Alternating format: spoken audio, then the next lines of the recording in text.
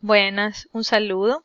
Vamos a revisar en el curso de finanzas sobre la sesión de estructura temporal de las tasas de interés, portafolio de bonos y duración. Estos temas los van a poder encontrar en el capítulo 8 del texto guía de Ross, Westerfield y Jaff. Estructura temporal de las tasas de interés. La relación entre el vencimiento y el rendimiento para una misma calidad de crédito gráficamente puede observarse según las siguientes curvas de rendimiento. Tal como es posible apreciar en este gráfico, se puede evidenciar sobre la relación que tiene la tasa interna de retorno, TIR, y los años hasta el vencimiento de un crédito. El gráfico muestra que la curva más baja es la del rendimiento de los bonos del Tesoro estadounidense y así van subiendo en función de los niveles de riesgo. Tal como es posible apreciar en esta segunda curva, tenemos una calificación de riesgo AA y así va disminuyendo la calificación de riesgo a medida que la curva se va yendo hacia arriba. Si se puede notar, obviamente este nivel de riesgo que va disminuyendo, va subiendo la tasa de rendimiento, pero el nivel de riesgo va aumentando también, lo cual es razonable porque sabríamos que a medida que hay un mayor nivel de riesgo, lo que está asociado a una menor calificación, mayor nivel de riesgo, también la tasa exigida debe ser más alta en compensación a ese nivel de riesgo. Generalmente, la pendiente de las curvas de rendimiento son positivas. Esta forma se atribuye a la existencia de primas por liquidez, más plazos, eso implica que van a haber más primas, o unas expectativas de tasas futuras más altas. Las curvas también pueden ser planas o descendentes. Como medidas de riesgo de tasas de interés, tenemos que la duración es una de las medidas de riesgo de las tasas de interés que mide en qué porcentaje cambia el valor de mercado del bono ante un aumento de un 1% en el rendimiento. Este 1% es equivalente a lo mismo que 100 puntos base. La siguiente fórmula puede ser aplicada también a cualquier otro activo, no solamente a los bonos. Si podemos observar, B- corresponde al precio cuando hay un rendimiento que baja. El B+, el precio si el rendimiento sube. B sub 0 corresponde al precio inicial y además la variación de Y, que es la variación o el cambio en el rendimiento. Entonces, esta fórmula nos va a permitir calcular la duración de un bono. Y esto lo vamos a resolver en un ejercicio que nos va a permitir comprenderlo de mejor manera. Aquí tenemos como ejemplo que se considera un bono a 20 años con cupones semestrales a una tasa cupón del 9% anual, valorados con un rendimiento del 6% anual. Se nos pide considerar una variación de más menos 20 puntos base y el valor nominal de este bono es $100.000 pagaderos al vencimiento.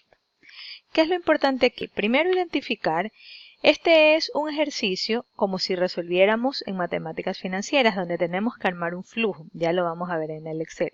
Aquí este flujo que se va a armar, como nos habla de 20 años, pero con cupones semestrales, lo correcto es armarlo y trabajarlo de manera semestral. Por lo tanto, deberemos trabajar con 40 semestres. También, siguiendo la misma lógica y guardando la homogeneidad que debe existir entre la forma de expresar el número de periodos y las tasas de interés, tenemos que trabajar con una tasa cupón semestral, que sería el 9% dividido para 2, 4.5% semestral, y luego para descontar el flujo tendremos que trabajar con una tasa de rendimiento semestral, que sería la anual del 6%, dividido para 2, lo que nos daría una tasa semestral de descuento de 3%. Luego vamos a considerar la variación de los 20 puntos base, que equivalen a 0.20%, pero si vamos a trabajar de manera semestral, tendremos que considerar únicamente el 0.10%, ¿no?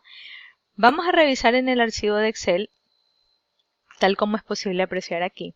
Lo primero que se debe trabajar es el cálculo de los cupones, ¿no? Tenemos 4.500, que es el resultado, justamente como se puede apreciar aquí, de multiplicar el valor nominal de 100.000 por la tasa semestral de 4.5%. Este valor debe extenderse durante los 40 semestres y al final, en el último semestre, se debe añadir los 100.000 del valor nominal. Entonces, para poder calcular, podemos recurrir a la herramienta BNA y tendremos con una tasa semestral del 3%, trayendo a valor presente todo el flujo, tal como se puede apreciar, y encontraremos que B sub 0, o el precio hoy de este bono, es de 134.672,16. Luego, si queremos calcular el B menos y el B más, lo que tenemos que hacer es considerar los puntos base de la variación del rendimiento que nos daba el ejercicio. Como les mencionaba, estos puntos base, el punto 20% corresponde al año y el punto 10% corresponde al semestre. Entonces lo correcto es tanto a la tasa semestral, sumarle y restarle la variación del rendimiento, ¿no? Entonces, con estos datos hacemos nuevamente el cálculo del precio, pero en función de estas diferencias. Entonces, el B menos va a ser con la misma herramienta BNA, pero vamos a utilizar la tasa del 3% a la que le hemos restado el punto 10% según semestral, que es lo que nos daba el ejercicio, ¿no? Y para el cálculo del B más, hacemos exactamente lo mismo, pero utilizando la tasa con el incremento del punto 10%. Muy bien.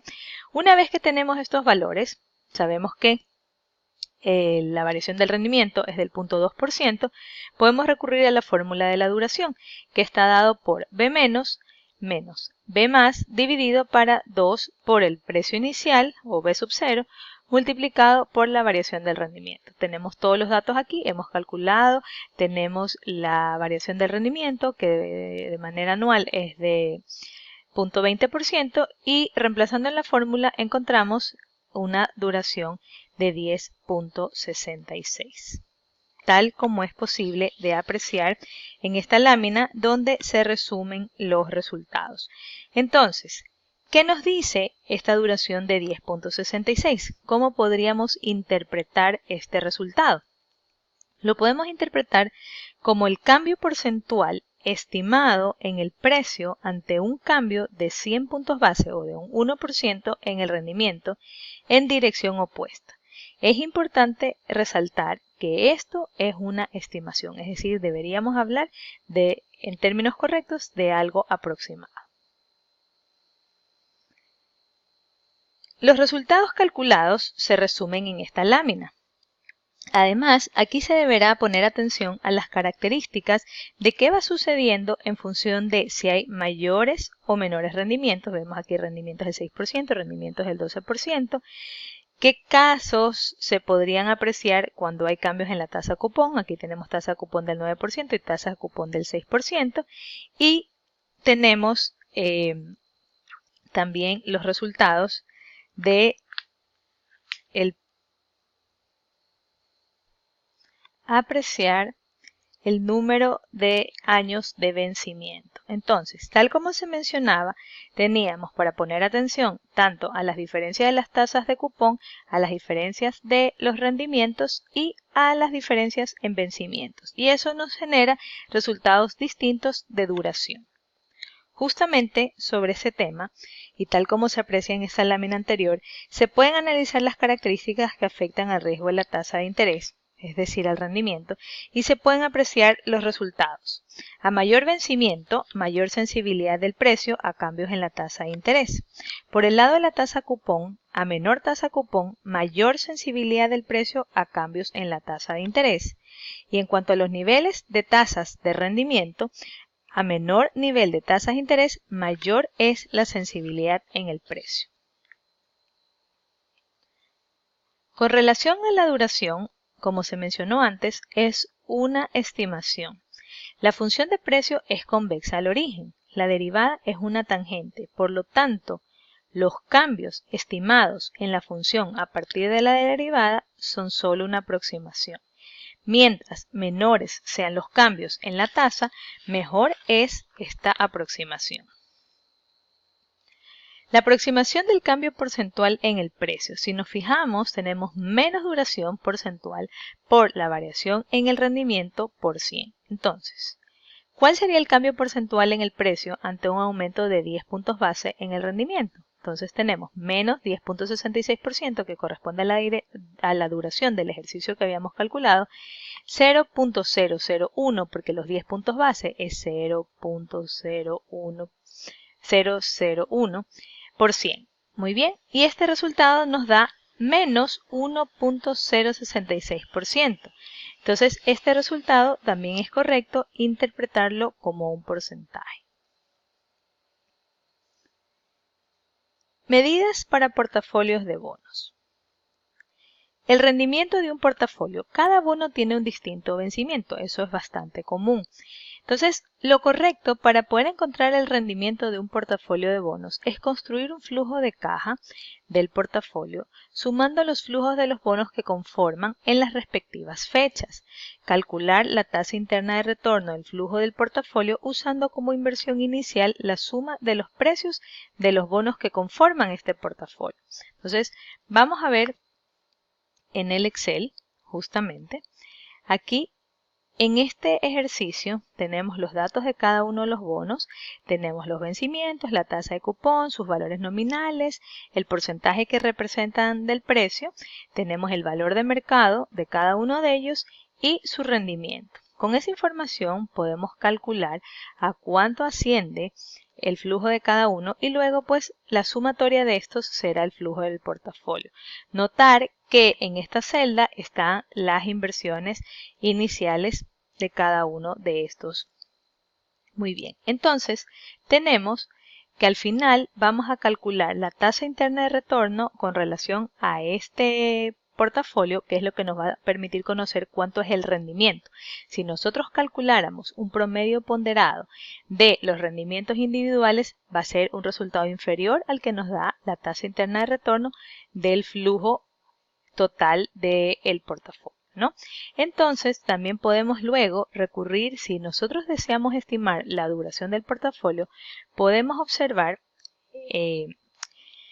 que lo que debemos hacer es calcular como el promedio ponderado de las duraciones de cada uno, siendo W el valor del mercado del bono I sobre el valor del mercado del portafolio. D es la duración de cada uno de los bonos y K el número de bonos del portafolio. Tal como se puede apreciar, entonces, tenemos aquí justamente los pesos, que son el resultado, como se observa, del valor de mercado sobre el valor de mercado del portafolio. Y aquí tenemos justamente, se encuentran estos pesos, cada uno de los portafolios tiene su duración y aquí encontramos el promedio ponderado de estos pesos por estas duraciones y eso nos ha permitido encontrar cuánto es la duración de todo el portafolio de este ejercicio. Muy bien. Con esta información podemos finalizar este tema y podrán desarrollar los ejercicios que serán cargados a la plataforma. Muchas gracias.